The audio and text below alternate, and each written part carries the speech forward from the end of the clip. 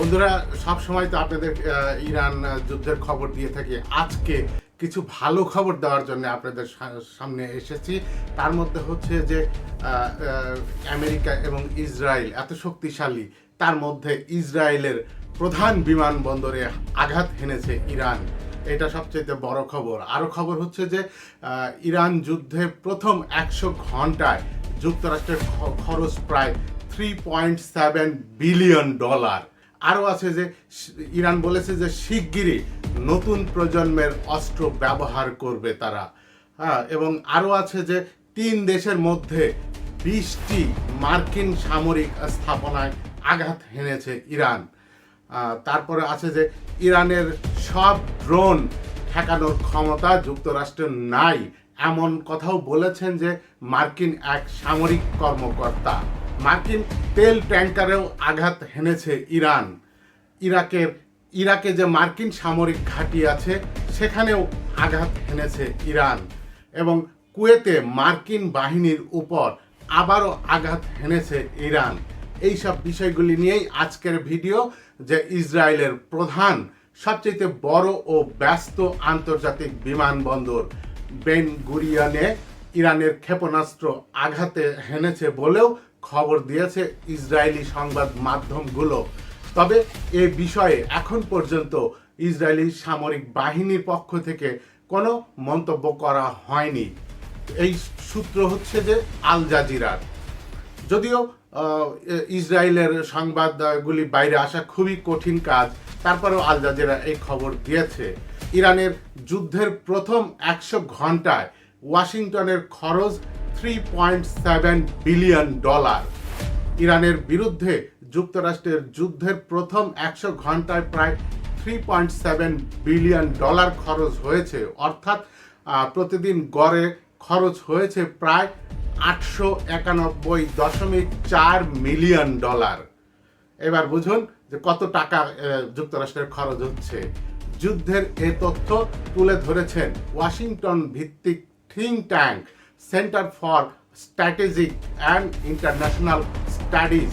যুক্তরাষ্ট্রের president Donald Trump এবং প্রতিরক্ষা মন্ত্রী হেগসেথ ইঙ্গিত দিয়েছেন এই যুদ্ধ কয়েক সপ্তাহ পর্যন্ত চলতে পারে, কিন্তু ইরান কিন্তু কয়েক সপ্তাহ এই যুদ্ধ চালাতে রাজি না। ওয়াশিংটন ডিসি ভিত্তিক ওই গবেষণা প্রতিষ্ঠান বলছে যে যুদ্ধ চালিয়ে যেতে বর্তমান বাজেটের চেয়েও বেশি অর্থের প্রয়োজন হবে প্রতিরক্ষা বিভাগে। বিমান হামলার শুরুতে উন্নত ও জটিল অস্ত্রশস্ত্র ব্যবহারের কারণে খরচ বেশি হয় ব্যাখ্যা করে ওই গবেষণা প্রতিষ্ঠান বলছে যে যখন যুক্তরাষ্ট্র কম খরচের গোলা বারুদ ব্যবহার শুরু করবে তখন অস্ত্রের খরচ কিছুটা হয়তো কমে আসবে, কিন্তু কম খরচের অস্ত্র দিয়ে কি ইরানকে প্রতিরোধ করা যাবে? ইরান তো বলছে অন্য কথা। ইরান বলছে যে শিগগিরই নতুন প্রজন্মের অস্ত্র ব্যবহার হতে পারে। আইআরজিসির মুখপাত্র বলছেন যে ইরান দীর্ঘ মেয়াদী যুদ্ধের জন্য পুরোপুরি প্রস্তুত এবং শিগগিরই নতুন প্রজন্মের অস্ত্র ব্যবহার হতে পারে, এমনটাই জানিয়েছেন আইআরজিসির মুখপাত্র ব্রিগেডিয়ার জেনারেল আলী মোহাম্মদ নায়েনি। তিনি বলেন যে আগ্রাসনের জবাব দিতে ইরান দীর্ঘ সময় ধরে যুদ্ধ চালিয়ে যাওয়ার জন্য প্রস্তুত রয়েছে। ট্রু প্রমিস ফর অভিযানের অধীনে এখন পর্যন্ত যে ধারাবাহিক হামলা চালানো হয়েছে তা ইরানের প্রকৃত সামরিক সক্ষমতার কেবল ছোট্ট একটি অংশ বলে মন্তব্য করেন তিনি। নায়েনি আরও বলেন যে ইরানের নতুন উদ্যোগ ও নতুন অস্ত্র আসছে, এসব প্রযুক্তি এখনো বড় পরিসরে ব্যবহার করা হয়নি। শত্রুপক্ষকে আগামী প্রতিটি সামরিক অভিযানে কঠোর আঘাতের জন্য প্রস্তুত থাকতে হবে। এই ঘোষণার সময় ইরান ইসরায়েলের তেল আবিবে শহরে খাইবার ক্ষেপণাস্ত্র নিক্ষেপের কথা জানান, যা উচ্চ মাত্রার নিখুঁত লক্ষ্যভেদ করেছে বলেও দাবি করেন ইরানের পক্ষ থেকে। 3 দেশে 20টি মার্কিন সামরিক স্থাপনায় ইরানের হামলা। আইআরজিসি ইরানের রেগুলেশন গার্ড জানিয়েছেন যে তারা মধ্যপ্রাচ্যের 3 দেশে যুক্তরাষ্ট্রের 20টি সামরিক লক্ষ্যবস্তুতে হামলা চালিয়েছে। কুয়েত, বাহরাইন, সংযুক্ত আরব আমিরাতে অবস্থিত এইসব মার্কিন সামরিক স্থাপনায় হামলায় সেগুলো উল্লেখযোগ্যভাবে ক্ষয়ক্ষতি হয়েছে।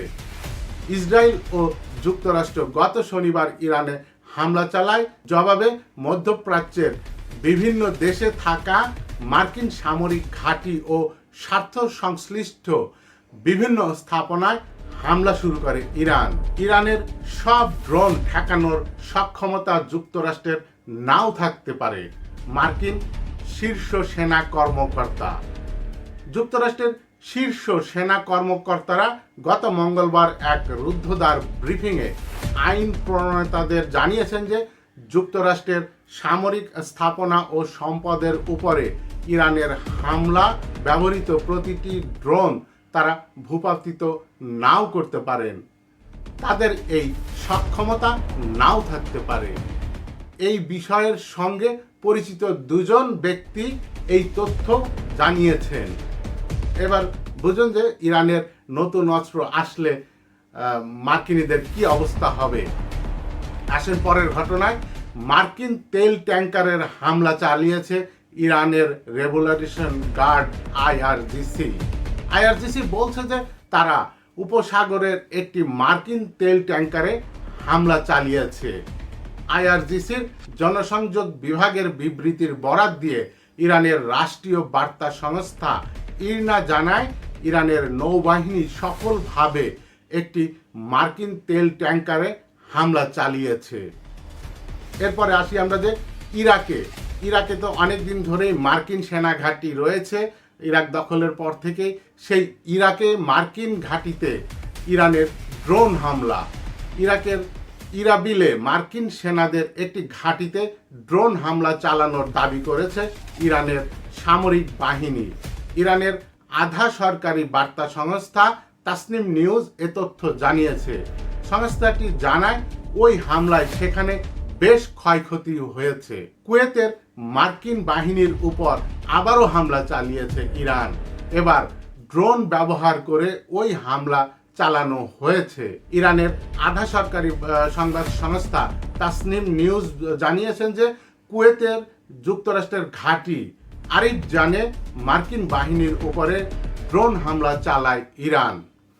যুক্তরাষ্ট্র এত শক্তিশালী দেশ, তার সঙ্গে লেজুর আছে ইসরায়েল। তো দুইজন মিলে যখন ইরানের পরে হামলা চালিয়েছে, ইরান যখন পাল্টা হামলা চালাতে শুরু করেছে তখন এইসব খবর আসছে। ইরান নিশ্চয়ই আরো ভালো কিছু করবে এই বলেছেন যে একজন চীনা ইউটিউবার এক মন্তব্য করেছেন যে যুক্তরাষ্ট্র এবং ইরানের মধ্যে যুদ্ধ হবে এবং সেই যুদ্ধে যুক্তরাষ্ট্রের পরাজয় হবে। তিনি এর আগেও আরো দুটি বিষয়ে এমন মন্তব্য করেছিলেন। সেই দুটি বিষয় তার মন্তব্য একদম যথাযথভাবে কার্যকর হয়েছে। এখন আমরা দেখতে থাকি কি হয়, আর আমরা প্রার্থনা করতে থাকি মহান রাব্বুল আলামিনের কাছে যেন আল্লাহ ইরানকে শক্তি দেয়, যাতে এই মার্কিনীরা অবৈধভাবে এরকম একটি মুসলিম দেশের উপরে আঘাত হানতে আর না পারে। এখান থেকেই যেন মার্কিনীদের একটা শিক্ষা হয়। বন্ধুরা, আজকে এই পর্যন্তই থাক। আগামীতে আবারও দেখা হবে, কথা হবে। ভালো থাকুন, সুস্থ থাকুন, নিরাপদে থাকুন।